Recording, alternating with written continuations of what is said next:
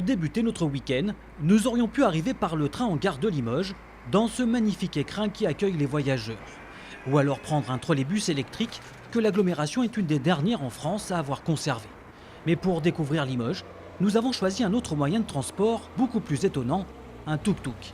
À bord de cet authentique taxi thaïlandais, conduit par Lionel, direction le quartier de la rue de la Boucherie, un des plus vieux de Limoges, où l'engin se faufile à merveille dans les ruelles.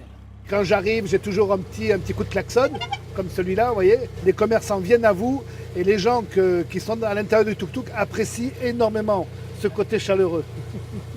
Vous les connaissez tous finalement? Ben oui, oui. Après ce petit tour dans le centre historique de Limoges, la balade nous emmène vers le monument préféré des Limougeaux, la plus belle gare du monde, selon le réalisateur Jean-Pierre Jeunet, qui y a tourné une publicité. Merci Lionel pour la visite. Carlo, au plaisir. Bonjour. Bonjour. Jean-Michel de Bernard travaille à la gare de Limoges depuis 20 ans. Entre les vitraux art déco, signés du maître verrier limougeau Francis Chigot, et les 4 statues de chaque côté de la coupole, la gare est un peu la deuxième cathédrale de Limoges. Quand vous voyez à côté la personne qui est en train de jouer du piano, on n'est pas comme dans une église, mais ça résonne et ça donne une certaine importance.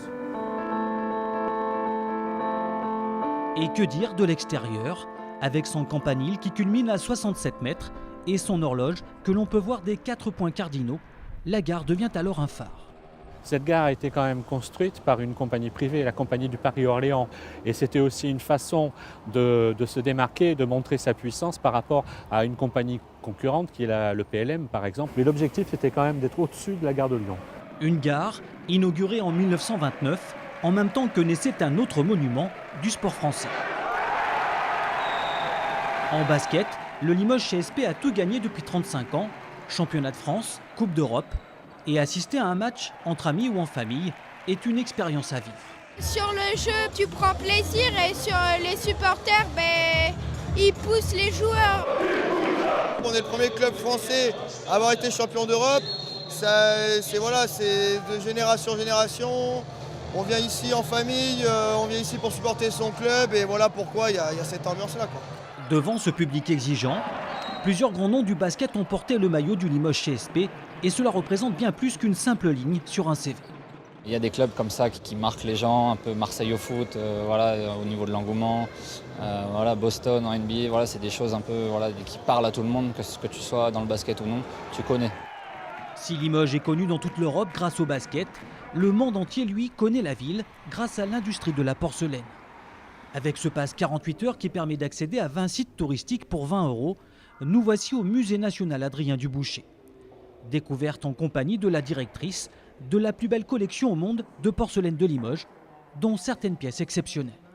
Là, on voit la finesse des pattes, des échassiers, on voit le détail des plumes, on voit les petits moineaux là, dans les mûriers qui sont en train de s'amuser. C'est vraiment une pièce très naturaliste, absolument somptueuse. Des pièces de toutes les époques et de tous les styles, jusqu'aux plus récentes, signées Jeff Koons, qui font de Limoges une référence planétaire. Quand vous dites Limoges en France et à l'étranger, tout le monde tout de suite pense porcelaine, parce que justement la porcelaine de Limoges s'est exportée dans le monde entier. Grâce à leur savoir-faire, les manufactures tentent aujourd'hui de résister à la concurrence et de continuer à séduire les clients. Si la porcelaine de Limoges est parfois très chère, dans ce magasin réputé, on peut aussi trouver des pièces abordables, comme ces assiettes, vendues avec de minuscules défauts. Et là, vous avez réellement un blanc parfait, il faut chercher le défaut, et on est dans des prix qui sont très, très accessibles, autour de 4 €. Et pour passer à table, le mariage avec le bœuf limousin est tout trouvé. Dans ce restaurant avec vue sur les tables, on peut en déguster de toutes les sortes. Alors qu'est-ce qu'on mange aujourd'hui? On mange du bœuf limousin. Donc c'est de la cuisse. Le plat est vers 13 €, 14 € maximum, où on a 250 grammes de viande. Donc oui, je pense que c'est tout à fait abordable, contrairement si on était à Paris où peut-être on paierait le double. Cuite bleue, saignante ou à point, la viande limousine fait l'unanimité parmi les clients. Et la viande était succulente, très tendre, goûteuse et cuite à point. C'est du beurre quoi. Votre couteau il glisse tout seul dedans. Vous l'avez vu, Limoges ne manque pas d'intérêt, mais c'est aussi parfois une ville étonnante et même mystérieuse, à condition non pas de s'élever en haut de la cathédrale, mais de descendre de quelques mètres. Alors surtout faites attention, ça glisse. À 8 mètres sous terre, bienvenue dans ce souterrain médiéval ouvert au public. Les seuls habitants aujourd'hui sont ces chauves-souris, mais au Moyen-Âge, l'endroit servit à la fois de carrière, d'entrepôt et de refuge en cas de conflit. Et la ville entière serait truffée de caves ou de passages comme celui-là, sur environ 70 km. Faites attention à la tête.